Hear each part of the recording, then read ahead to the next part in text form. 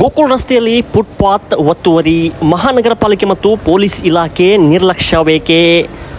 ಹುಬ್ಬಳ್ಳಿಯಲ್ಲಿ ಫುಟ್ಪಾತ್ ಒತ್ತುವರಿ ದಿನೇ ದಿನೇ ಹೆಚ್ಚಾಗುತ್ತಿದ್ದು, ಫುಟ್ಪಾತ್ ಎಲ್ಲಿದೆ ಎಂಬುದನ್ನು ಹುಡುಕುವ ಪರಿಸ್ಥಿತಿ ಪಾದಚಾರಿಗಳಿಗೆ ಎದುರಾಗಿದೆ.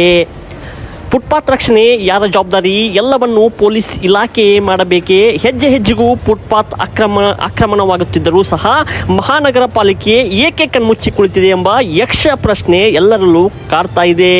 ಏನು ಕ್ರಮ ಕೈಗೊಳ್ಳದಂತೆ ಅಧಿಕಾರಿಗಳಿಗೆ ಕೈ ಕಟ್ಟಿ ಹಾಕಿದ್ದು ಯಾರು? ಇವರ ರಾಜಾರೋಷತೆಗೆ ಕೈ ಜೋಡಿಸಿದ ಆ ಪ್ರಭಾವಿಗಳು ಯಾರು? ಪಾಲಿಕೆ ಮಾಡಬೇಕಾದ ಕೆಲಸ ಪೊಲೀಸ್ ಇಲಾಖೆ ಸಾಕಷ್ಟು ಬಾರಿ ಮಾಡಿದರೂ ಸಹ ಅವರೊಂದಿಗೆ ಕೈ ಜೋಡಿಸದೆ ಮೌನವಾಗಿ ಕುಳಿತ ಅಧಿಕಾರಿಗಳಿಗೆ ನಾಚಿಕೆ ಆಗಬೇಕು.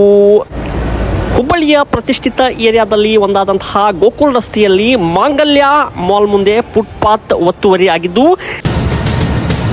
ಇದರ ಬಗ್ಗೆ ಭುಗಿಲದ್ದ ಜನಾಕ್ರೋಶ ತಮ್ಮನ್ನು ಸುತ್ತಿಕೊಳ್ಳುವ ಮೊದಲೇ ಫೀಲ್ಡ್ಗೆ ಇಳಿದು ತೆರವು ಮಾಡದಿದ್ದರೆ ಜನರ ತೆರಿಗೆ ಹಣದಿಂದಲೇ ತೆಗೆದುಕೊಳ್ಳುವಂತಹ ವೇತನಕ್ಕೂ ಗೌರವ ಕೂಡ ಸಿಗಲಾರದು.